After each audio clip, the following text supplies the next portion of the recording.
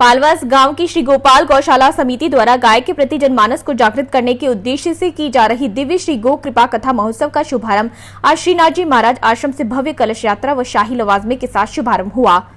इस गो कृपा कथा महोत्सव आयोजन समिति के कार्यकर्ता व आसपास के गांवों सीकर शहर से मातृशक्ति सुबह 9 बजे से ही भारी उत्साह के साथ श्रीनाथ जी महाराज आश्रम में एकत्रित हुए। सर्वप्रथम श्रीनाथ आश्रम के महंत विक्रमनाथ जी महाराज और अयोध्या हनुमानगढ़ी व करणी माता आश्रम महंत चंद्रमा दास महाराज, मुख्य गो कथावाचक साध्वी कपिला गोपाल दीदी के नेतृत्व में गौ पूजन और भगवान शंकर का जलाभिषेक किया गया।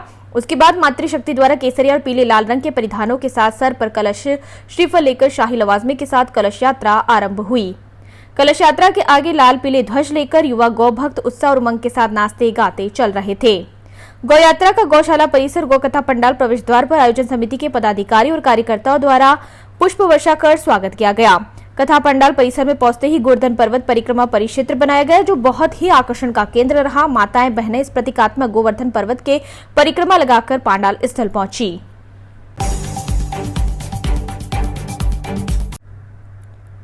आज उपनेता प्रतिपक्ष राजेंद्र राठौड़ के आवास पर भारतीय जनता पार्टी के द्वारा सुजानगढ़ में सालासर प्रवेश द्वार पर खंडित किए गए राम दरबार के विरोध में वार्ता की गई। इस अवसर पर पूर्व जिला प्रमुख और प्रदेश कार्यकारिणी सदस्य हरला सहारण, डॉक्टर वासुदेव चावला, पूर्व जिला अध्यक्ष बसंत शर्मा, जिला प्रवक्ता सुशील लाटा, भाजपा जिला मीडिया संयोजक रवि दादिच मौजूद रहे।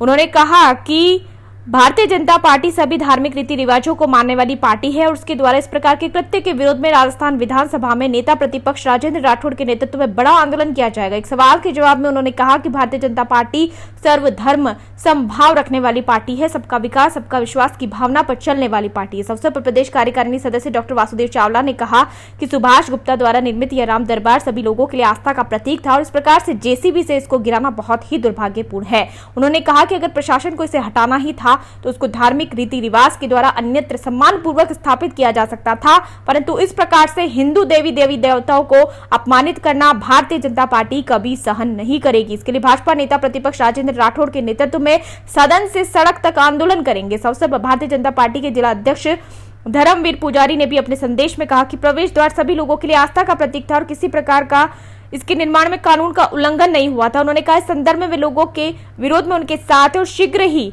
इसको लेकर एक बड़ा आंदोलन भारतीय जनता पार्टी करेगी। उन्होंने मांग करते हुए कहा कि प्रशासन ने अगर शीघ्र ही इन मूर्तियों का पुनर्निर्माण कर वहां स्थापित नहीं किया तो भारतीय जनता पार्टी इसका जबरदस्त विरोध करेगी। कांग्रेस सरकार का तानाशाह बताते हुए कहा कि प्रदेश में लगातार कानून व्यवस्था बिगड़ रही है, परंतु कांग्रेस सरकार तो हिंदू अवस्थाओं पर हमला करने में लगी हुई है। पूरे हिंदू समाज की आस्थाओं पर चोट करने का काम किया है।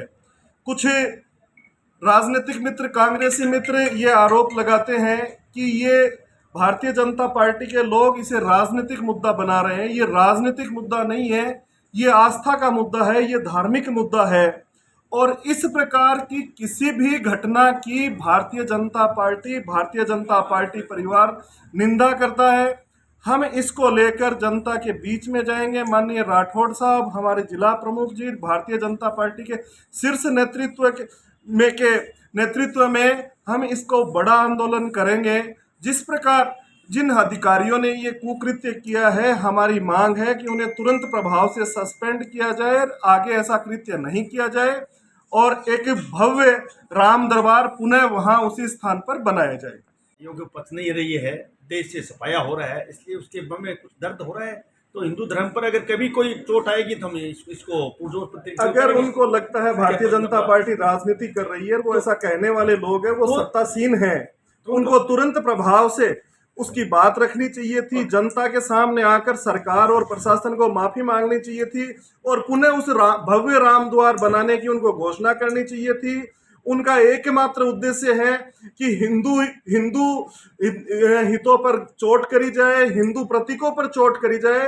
ये कांग्रेस सरकार का एकमात्र एजेंडा है। अगर आप इसे राजनीति कहते हैं तो हम राजनीति करते हैं, ये आस्था की बात करते हो तो हम इसी आस्था की बात करते हैं। वो इसे जो नाम देना चाहे वो हमें मंजूर है, पर चूंकि किसी भी धर्म की आस्थाओं पर अगर कोई भी चोट करता है उसे भारतीय जनता पार्टी किसी भी रूप में स्वीकार नहीं करती। नेतृत्व में इसे सड़क पर भी उठाएंगे और सदन में भी उठाएंगे।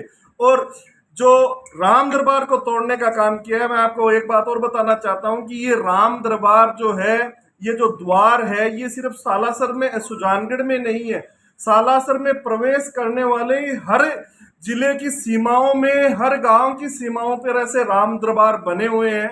तो इस प्रकार का कृत्य किसी भी दृष्टि से उसे ठीक नहीं कहा जा सकता। इसकी जितनी भर्त्सना की जाए वो कम है। आपके माध्यम से हम बताना चाहते हैं, उन अधिकारियों को बताना चाहते हैं, सरकार को बताना चाहते हैं कि जो दोषी अधिकारी है उनको तुरंत प्रभाव से निलंबित करें, और अगर नहीं किया तो हम एक बड़ा आंदोलन खड़ा करेंगे माननीय राठौड़ साहब और भारतीय जनता पार्टी के शीर्ष नेताओं के नेतृत्व। राजनीतिक मुद्दा नहीं, ये आस्था का मुद्दा है, ये धर्म का मुद्दा है, ये हिंदुत्व का मुद्दा है। किसी भी धर्म पर, किसी भी आस्था पर चोट ये भारतीय जनता पार्टी सहन नहीं कर सकती, चाहे वो कोई भी धर्म हो, कोई भी पूजा पद्धति हो। उनके प्रतीकों पर एक प्रकार से ये हमला है। राम दरबार को अगर उनको उस रोड को चौड़ा करने में कहीं बाधा आ रही थी तो उनको सहसम्मान उसको शिफ्ट कर सकते थे। और कांग्रेसी सिर्फ बात करते हैं। आज पूरे राजस्थान में कांग्रेस की सरकार है। आज आप देखिए दलित उत्पीड़न किस प्रकार हो रहा है। चूरू जिले में भी कितनी हत्याएं हो रही है, कितने दलित उत्पीड़न के महिलाओं के साथ केस हो रहे हैं। मेरा आप सबके माध्यम से, मीडिया के माध्यम से कहना है कि ये जो कांग्रेस की सरकार है हर मोर्चे पर विफल है। हमारे जिलाध्यक्ष जी ने भी इसी मुद्दे को लेकर आज जयपुर में भी उनकी बैठक है, माननीय राठौड़ साहब से भी वो बात कर रहे हैं। जिलाध्यक्ष जी को इसमें आना था, इस कॉन्फ्रेंस में वो आ नहीं पाए। माननीय राठौड़ साहब इस मुद्दे को विधानसभा में भी बड़े पुरजोर तरीके से उठाएंगे। इसे सड़क से लेकर सदन तक हम इस मुद्दे को उठाएंगे। सालासर पूरे भारतवर्ष का सबसे बड़ा, हमारे राम के दूत हनुमान का सबसे बड़ा तीर्थ स्थान है। यहाँ लाखों लोग प्रतिदिन, हजारों की संख्या में प्रतिदिन वहां पे धोख लगाने सब जगह आते हैं।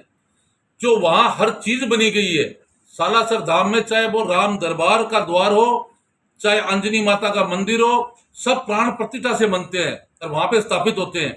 लेकिन इस सरकार, वहां के पीएलडी के अधिकारियों ने जिस तरीके से, हम मानते हैं कि ये सालासर पर ही हमला है, ये राम दरबार पर द्वार तोड़ने का हमला नहीं है। इसलिए आस्था के प्रतीक को जब जब जिन्होंने चुनौती दी है और जिन लोगों ने भी राजनीति करने की चेष्टा की है, जैसे कांग्रेस आई कहती है कि ये राजनीति करते भाजपा पार्टी राजनीति नहीं करती। भाजपा पार्टी धार्मिक आस्था भावनाओं को सही जगह पर, सही मंच पर लाने का काम करती है। अगर इसमें जो दोषी व्यक्ति है, चाहे वो अधिकारी हो, चाहे सरकार के नुमाइंदे हो, उनको तुरंत कार्रवाई करनी चाहिए। नहीं करी, नेता राजेंद्र राठौड़ और पूर्व जिला प्रमुख नेतृत्व और भाजपा पार्टी नेतृत्व में अब हम विधानसभा उपरांत आंदोलन करेंगे और ये विषय पूरी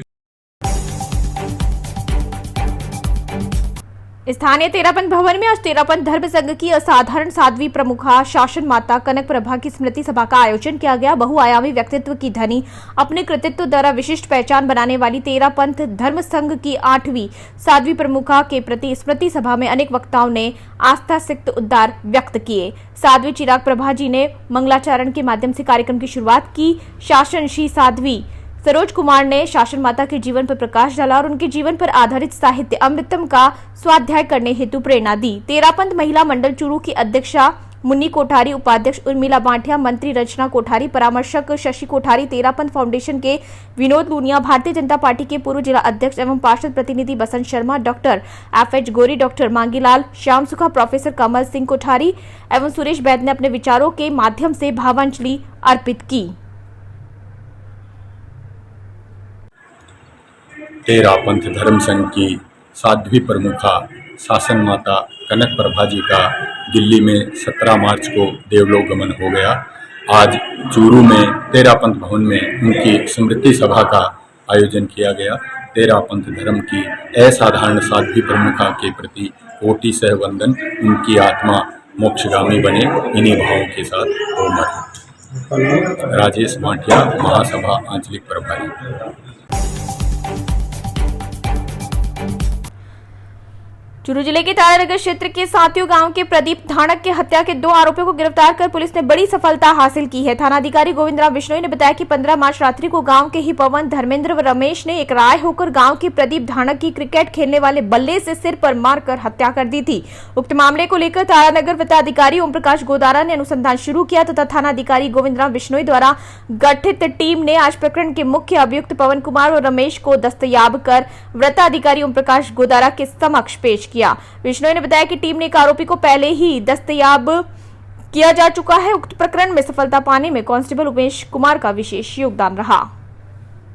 होली से एक दिन पूर्व सात्यू गांव में प्रदीप नाम के युवक की पवन व उसके साथियों द्वारा हत्या कर दी गई थी, जिस पर मुकदमा दर्ज कर श्रीमान सीओ साहब ओम प्रकाश गोदारा द्वारा अनुसंधान शुरू किया गया। वह आरोपियों को गिरफ्तार करने हेतु मन थाना अधिकारी के नेतृत्व में टीम का गठन किया गया। टीम के अथक प्रयासों से हत्या के मुख्य अभियुक्त सहित 2 आरोपियों को गिरफ्तार कर लिया गया है। एक बाल अपचारी को निरुद्ध कर श्रीमान सीओ साहब के समक्ष पेश कर दिया गया है और तीनों से पूछताछ कर सीओ साहब द्वारा अग्रिम अनुसंधान किया जा रहा है।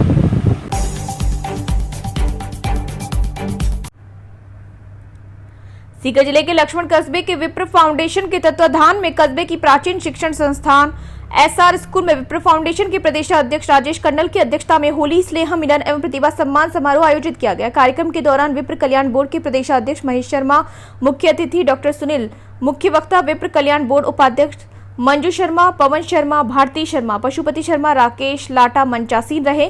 कार्यक्रम के दौरान कल्याण बोर्ड के प्रदेशाध्यक्ष महेश शर्मा ने संबोधित करते हुए कहा कि मुख्यमंत्री महोदय को साधुवाद देते हैं कि उन्होंने विप्र कल्याण बोर्ड का गठन किया। शिक्षा के क्षेत्र में सीकर की धरती विख्यात है। हम शिक्षा रोजगार के क्षेत्र में काम करना चाहते हैं। इसी के साथ उन्होंने कहा कि पंडितों के लिए हम एक ऐसी योजना बना रहे हैं जिसमें जो सरकारी या ट्रस्ट के मंदिर है उनमें पंडितों का मानदेय फिक्स हो, जिससे कि वो जीविकोपार्जन तो कर ही सके। ईडब्ल्यूएस के प्रमाण पत्र में भी जो दिक्कतें आ रही है उन्हें भी दूर करने का प्रयास किया जा रहा है। उन्होंने कहा कि पूरे राजस्थान में जिला स्तर पर ब्राह्मण समाज के बच्चों के लिए छात्रावास की व्यवस्था करने के लिए भी योजना बनाई जा रही है। कार्यक्रम के दौरान लोक सेवा ज्ञान मंदिर के प्रभारी एवं समाज सेवी राजेंद्र मठोलिया, पत्रकारिता, चिकित्सा, शिक्षा, पांडित्य कर्म में समाज सेवा के क्षेत्र में उत्कृष्ट कार्य करने वाले व्यक्तियों एवं जनप्रतिनिधियों सहित पूरे जिले से उपस्थित समाज की प्रतिभाओं को भी सम्मानित किया गया। पत्रकारों से वार्ता करते हुए विप्र कल्याण बोर्ड के प्रदेशाध्यक्ष महेश शर्मा ने कहा कि जो जिम्मेदारी हमें दी गई है उसके तहत शहर, गांव, ढाणी जहां विप्र समाज का व्यक्ति है उन सब के लिए ऐसी योजनाएं बनाएंगे कि वो उन्हें महसूस करें एवं विशेष रूप से हम शिक्षा एवं रोजगार को लेकर आगे बढ़ेंगे। कार्यक्रम के दौरान कार्यक्रम संयोजक एवं विप्र फाउंडेशन के प्रदेश उपाध्यक्ष ओम प्रकाश जोशी, तहसील अध्यक्ष प्रदीप दादिश, युवा प्रकोष्ठ अध्यक्ष भरत खुड़ीवाला, विद्यालय के प्राचार्य डॉक्टर पूनम चंद जोशी सहित बड़ी संख्या में विप्र फाउंडेशन के पदाधिकारी, कार्यकर्ता एवं विप्र समाज के गणमान्य लोग मौजूद रहे। कार्यक्रम के अंत में उपस्थित समाज के व्यक्तियों के लिए भोजन की व्यवस्था भी की गई थी।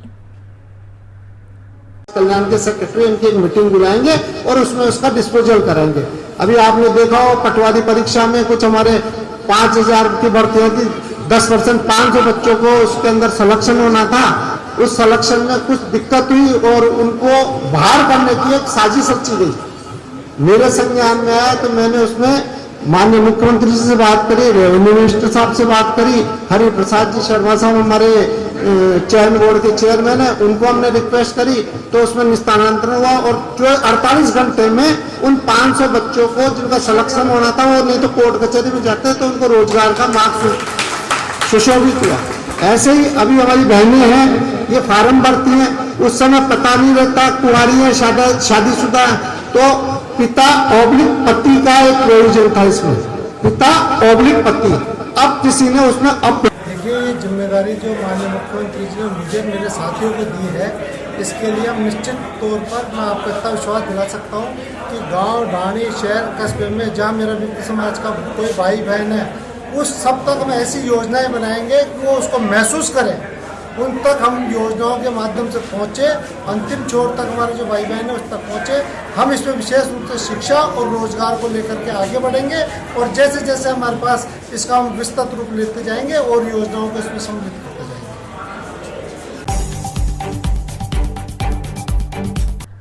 सीकर जिले के फतेहपुर विधानसभा क्षेत्र के गांव बोधदेसर में शनिवार रात्रि आयोजित फागुत्सव में लोक कलाकारों ने गायन, चंग, ढप, बांसुरी नृत्य के साथ ऐसा समा बांधा कि देर रात तक श्रोता मंत्रमुग्ध होकर लोक कलाओं का आनंद लेते रहे। पूर्व देवस्थान मंत्री राजकुमार रेणवा ने पणिहारी और तेजाजी के गायन सुनाकर हजारों दर्शकों को आनंदित कर दिया।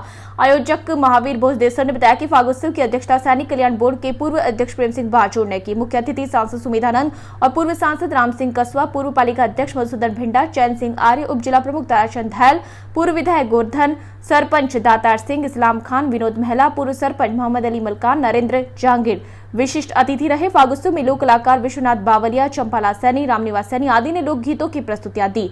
पंडित राजकुमार शर्मा के बांसुरी वादन ने सबका मन मोह लिया। गोवत्स मंडली, फतेहपुर मंडलियों ने बेहतरीन लोक गीतों और लोक नृत्यों की भावनीय प्रस्तुतियां दी। हजारों की संख्या में दर्शक देर रात्रि तक फागुत्सव का आनंद लेते रहे। कार्यक्रम का संचालन रविंद्र रिणवा ने किया। इस अवसर पर अतिथियों को आयोजक महावीर भोजदेसर तथा ग्रामीणों ने साफा पहनाकर तथा शॉल ओढ़ाकर सम्मानित किया।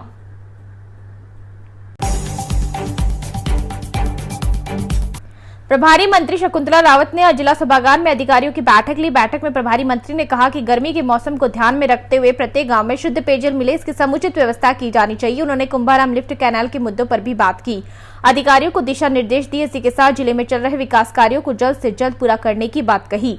इसी के साथ श्री माधोपुर, नीमका थाना और खंडेला में पीने के पानी की विशेष इंतजाम करने के लिए कहा। उन्होंने कहा कि राज्य सरकार की ओर से तालाब बनाए जाएंगे, तालाबों से पानी का रिचार्ज होगा। जो हैंड पंप खराब थे उन्हें ठीक करा दिया गया। हमारा प्रयास रहेगा कि गर्मियों में आमजन को शुद्ध पेयजल मिले। तो वहीं पीसीसी चीफ गोविंद सिंह डोटासरा ने द कश्मीर फाइल्स को लेकर भाजपा पर धर्म की राजनीति करने का आरोप लगाया। उन्होंने कहा कि भाजपा गड़े मुद्दों को उठा रही है, फिल्म में गलत चित्रण पेश किया जा रहा है। कश्मीरी पंडितों के साथ क्या हुआ पूरा हिंदुस्तान जानता है। भाजपा केवल धर्म की राजनीति कर देश को तोड़ने वाली ताकतों को शह दे रही है। इसी के साथ शेखावाटी महोत्सव को लेकर उन्होंने कहा कि शेखावाटी की संस्कृति व कला को जीवंत रखने के लिए 3 दिवसीय शेखावाटी महोत्सव का आयोजन हो रहा है। इससे आने वाली युवा पीढ़ी को राजस्थान की संस्कृति और कला का जीवंत उदाहरण देखने को मिलेगा। तो पूरी आशा है कि फिर संभाग भी बनेगा, जिले बनेंगे, तभी तो पुनर्गठन होगा संभागों का। आप बताएंगे विवादित फिल्म को लेकर राजनीति जो हो रही है उस पर क्या कहेंगे आप? बीजेपी के पास में दूसरा कोई मुद्दा नहीं है। धर्म के आधार पर राजनीति करना, गड़े मुर्दे उखाड़ना, जो गलत चीज को तोड़ मरोड़ करके पेश करके किस प्रकार से, किसको पता नहीं है कि कश्मीर में क्या हुआ, किसको पता नहीं है कि वहां के कश्मीरी पंडितों के साथ में वहां से पलायन हुआ, किसके समय में हुआ, नरसिम्हा राव जी के समय में हुआ। लेकिन अपने बीजेपी के कार्यकर्ताओं और नेताओं के द्वारा, अनुपम खेर और जो वो नेत्री है उनके द्वारा बना करके इसको वोट में धर्म के आधार पे डिवाइड करके अपना वोट बैंक बनाना, ये जो साजिश चल रही है ये देश के लिए घातक है। देश को तोड़ने वाली ये ताकतें हैं और अपने वोट और राजनीति के अलावा उनको देश से कोई लेना देना नहीं है। देश बीजेपी के भले से जाए भाड़ में, वो तो केवल जय भारत माता की, जय श्री राम की, हिंदुस्तान पाकिस्तान ये करके अपना वोट लेना चाहते हैं। इसके अलावा उनका कोई पे और उतर आए थे, अब इससे ज्यादा तो नीचे के शुरुआत कर रहे हैं, कर तो रहे हैं ना। नहीं, पिछले 5 साल में कुछ किया ही नहीं। देखो 2 साल आप क्या चाहते हो, एक दिन में 2 साल कोरोना होने के बाद अब कुंभाराम लिफ्ट है ना, ये काम चल रहा है। अब इतने बड़े जो प्रोजेक्ट है उनको समय लगता है बनने में। 2 साल कोरोना के बाद इतना इम्प्लीमेंट होना एक ऐतिहासिक कदम है राजस्थान कांग्रेस की सरकार का, राजस्थान के मुख्यमंत्री महोदय का जो विजन है। आप सोचिए कि 2 साल में कोरोना बिल्कुल लॉकडाउन लग रहा था और फिर भी इतना इम्प्लीमेंट हो रहा है, तो ये तो एक ऐतिहासिक काम हो रहा है। आप बता दें इतने काम कभी हुए हैं तो मुझे गिनवा दो आप। हमारा शेखावाटी महोत्सव का शुभारंभ हमारी प्रभारी मंत्री शकुंतला रावत जी, हमारे महादेव सिंह जी खंडेला साहब, सुरेश मोदी जी और अन्य हमारे जनप्रतिनिधियों के साथ में हम लोग करेंगे। 3 दिन का कार्यक्रम है।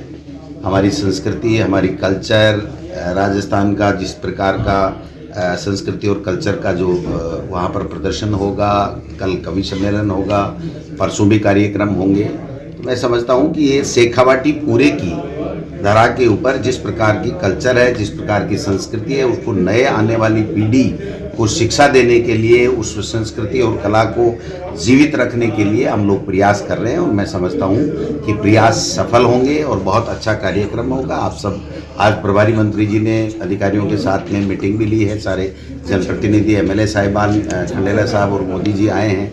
हम सब ने जो बजट की घोषणाएं पहले की थी उसकी क्रियान्विति के बारे में अधिकारियों से चर्चा की है और जो अब बजट में घोषणाएं माननीय मुख्यमंत्री जी ने की हैं उनके ऊपर जल्दी से जल्दी काम करने के लिए इनको कहा है हमने। और कल भी माननीय मुख्यमंत्री जी काफ़ी घोषणाएं और करने वाले हैं। लास्ट में बजट पास होगा तो मैं उम्मीद करता हूं कि सीकर को भी अभी बहुत कुछ मिलेगा, पूरे राजस्थान को मिल रहा है। तो ऐसे में हम सबका दायित्व बनता है कि जनप्रतिनिधियों के पास में जो फीडबैक आता है उसको अधिकारियों के साथ में चर्चा करके उस काम को गति दें, जिससे समयबद्ध उससे समय के ऊपर उसको पूरा किया जा सके। सर वही हालात अपन वहीं खड़े हैं पानी की किल्लत को लेकर। आज तो की मीटिंग में आने कोई के बाद में चर्चा अपने समाधान होंगे। आप जो मेरे से सवाल कर रहे हैं कि मैंने जो मीटिंग करी उस दिन जो मेरा था, मैंने जो लिस्ट मंगवाई है, मैं आपको वो दिखा सकते हैं कि जितने हैंडपंप्स की मेरे पास शिकायत आई थी, दूसरे दिन आपने ही पेपर में छापा था कि ये हमारे हैंडपंप ठीक हो गए। और जो हैंडपंप ग्रामीण क्षेत्र में थे, 4 हैंडपंप की थी टोटल, वो भी तीनों, पहले ये श्याम जी वाला ठीक हो गया था, फिर ग्राम पंचायत का, उसके बाद में जो 3 थे वो भी तीनों ठीक हो गए। मुझे उन लोगों ने ही धन्यवाद दिया, ग्रामवासियों ने, कि हमारे तीनों ठीक हो गए। और जो पानी की समस्या दिन पर दिन, जैसे इसमें क्या है कि जो बोरिंग पिछले साल कराई थी, अभी मेरे से कुछ लोग मिले थे, उसमें जो पिछले साल कराई थी वो इस साल सूख गई है, वो 2 महीने बाद सूख जाएगी। बाकी ऐसा नहीं है कि जो ठीक नहीं हुआ है, कार्य तो सारे हुए। जो एक बोरिंग थी जिसमें कनेक्शन नहीं था, उसमें कनेक्शन हो गया, अलग से हमने 5 का ट्रांसफार्मर रखवा दिया था। तो जो समस्याएं आई थी, जैसे अब आज भी आई है, पानी की उस दिन तो पूरी कर दी थी, 7 दिन के अंदर सारियों को समाधान कर दिया। बाकी ये समस्या ऐसी है जो कि आए दिन आगे भी बढ़ेगी, क्योंकि गांव है, आज ढाणी में बसेगा, ढाणी है 10 घरों में बसेगी, तो वहां की जो प्रॉब्लम्स है उनका भी सॉल्व करने जा रहे हैं। अब जो जल जीवन मिशन योजना है, आपने देखा है कि कितनी तीव्र गति से काम कर रही है, कि बोरिंगें हो गई हैं, अब तुरंत प्रभाव से उनके कनेक्शन हो जाएंगे, और पाइपलाइन का काम चल रहा है। लेकिन पहले बोरिंग होना अनिवार्य, इसलिए बोरिंग हो चुकी है। आपने अभी सुना होगा कि सभी जगह प्रक्रियाधीन है कि बोरिंगों का काम चालू हो गया है। जल्दी से जल्दी ये काम हमारा कराने का प्रयास रहेगा। जोन में छूट दी है, अभी जैसे 1000 पे है, कहीं 1500 वर्ग फुट पे पानी है। तो इस तरीके की जो अब मुख्यमंत्री घोषणा करी है अभी बजट में नई गहलोत साहब ने, कि जो एक ये तालाब बनाए जाएंगे, पौंड बनाए जाएंगे, जिससे कि जो डार्क जोन क्षेत्र है वहां पर भी पानी का उसमें से सदुपयोग किया जा सके। तो ये पौंड बनाएंगे, और चाहे नरेगा वाटर शेड से बनाने का भी प्रावधान रखा गया है। तो जब ये पौंड बनेंगे तो उससे पानी की व्यवस्था पूरी करने का हमारा प्रयास रहेगा। बाकी तो जो नहरों से हम जोड़ रहे हैं, ये जो नहरों से जोड़ने की जो हमारी प्रक्रिया है, मुख्यमंत्री महोदय ने जो घोषणा करी है, ये सारा हम चाहे पंजाब से लाएं, चाहे चंबल से लाएं, चाहे यमुना से लाएं, कहीं से भी लाएं, राजस्थान के मुख्यमंत्री महोदय का पूरा प्रयास रहेगा कि हमारे राजस्थान के हर गांव ढाणी में पानी।